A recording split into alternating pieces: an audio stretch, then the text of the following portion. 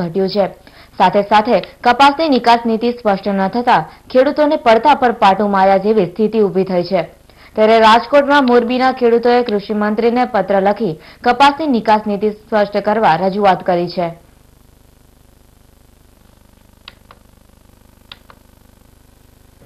કપાસની 3 ગણી જેટલી આવક થઈ રહી છે, પરંતુ કપાસના ભાવ ઘણા જ નીચા છે।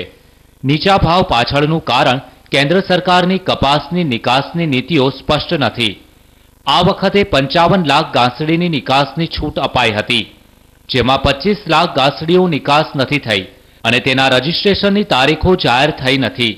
ત્યારે મોરબી માર્કેટિંગ યાર્ડે કૃષિ મંત્રીને આ અંગે પત્ર લખી રજૂઆત કરી છે। સરકારે 55 લાખ ગાંસડીની નિકાસની છૂટ આપી, જેના કારણે આ સતત ભાવ મળતો હતો, પણ સમય મર્યાદાની અંદર રજીસ્ટ્રેશન કરેલી ગાંસડીની પૂરી નિકાસ થઈ શકી નથી। 27 થી 28 લાખ ગાંસડીની નિકાલ થયેલ છે। બાકીના 25 લાખ ગાંસડીની સરકારે મંજૂરી આપી છે, પણ રજીસ્ટ્રેશનની તારીખ કોઈ હજી નક્કી કરી નથી, જેના હિસાબે ખેડૂતોને ભાવ દબાયેલા છે। અત્યારે 880 થી 930 સુધીના ભાવ મળે છે, તો ખેડૂતોને મોટું નુકસાન જાય છે।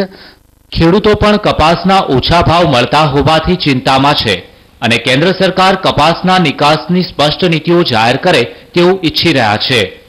અત્યારે કપાસનો ભાવ એમ કે 850 થી 950 આવે છે અને જ્યારે નિકાસ શરૂઆત હતી કપાસની ત્યારે અમોને 900 થી 950 ભાવ મળતો હતો। કપાસના હાલના ભાવ નીચા જઈ રહ્યા છે અને ખેડૂતોની તકલીફો વધી રહી છે।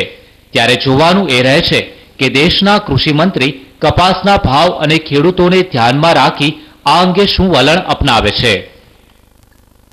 રવિ મોટવાણી, બીઝ ન્યૂઝ, મોરબી।